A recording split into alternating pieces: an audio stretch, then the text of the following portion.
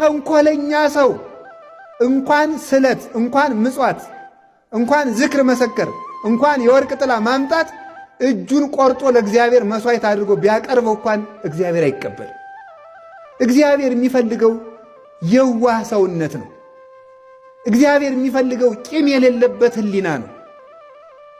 ተመልከቱ፣ እግዚአብሔር ጥቀ ኄር እግዚአብሔር ለርቱዓነ ልብ እኮ እንደዚህ እኮ ነው።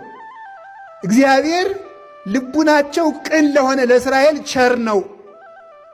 ቅን ልቡና ላለው ጥመት ለሌለው ልቡ ለአብድ ውስጥ ተጸጋሙ አለ ሰሎሞን።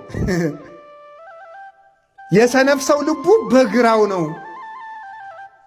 ይውላችሁ እንዴ የሌላ ሰው ልብ በቀኝ የአንዱ ሰው ልብ በግራው ነው እንዴ? የሰነፍ ሰው ልብ በግራ ነው ማለት ሁልጊዜ ግራ ግራውን ነው የሚያስብ ማለት ነው። ጠማማ ጠማማ ነው የሚያስብ እና ርቱዓነ ልብ መሆን ይገባል። በሰረቀለን ለጻድቃን ወለርቱዓነ ልብ ተፍሥሕት። ይሄ እኮ ነው በቃ ርቱዓነ ልብ ለሆኑ ለአብርሃም ለይስሐቅ ለያዕቆብ ብርሃን ክርስቶስ ተወለደላቸው። ለጠማማው ግን ክርስቶስ ሐዘን እንጂ ደስታ አይደለም።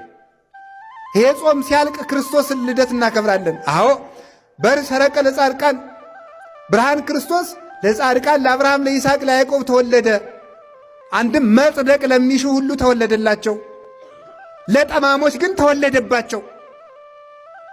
ዝንቱ ሕፃን ስዩም ለድቀቶም ወለተንሥኦቶም። ይህ ሕፃን ለውድቀትም ለትንሣኤም የተሰየመ ነው። ክርስቶስ ለጠማሞች ውድቀታቸው ነው፣ ለቅኖች ትንሣያቸው ነው። ክርስቶስን ያህል ጌታ እያመለክን ገነትን ያህል ሀገር ተስፋ እያደረግን ድንግል ማርያምን ያህል እናት እያለን መስቀልን ያህል ጋሻ እያለን መነሳት ያቃተን ለምን ይመስላችኋል? ጠማሞች ስለሆን ነው። ጸሎት አንሶን መሰላችሁ? ማሕሌቱ አንሶ ነው? ሰዓታቱ አንሶ ነው? ቅዳሴው አንሶ ነው? ከኢትዮጵያ በላይስ ይሄ ላሳር ነው። ከኢትዮጵያ በላይ ሰዓታት መላእክት እንደሆኑ እንጂ ከኢትዮጵያ በላይ ማሕሌት መላእክት እንደሆኑ እንጂ ከኢትዮጵያ በላይ ጾም መላእክት እንደሆኑ እንጂ ከኢትዮጵያ በላይ ምጽዋት በፍጹም የለም። አዲያ ግን ጠማማነታችን ተንኮልነታችን እንደ እስራኤል ነው።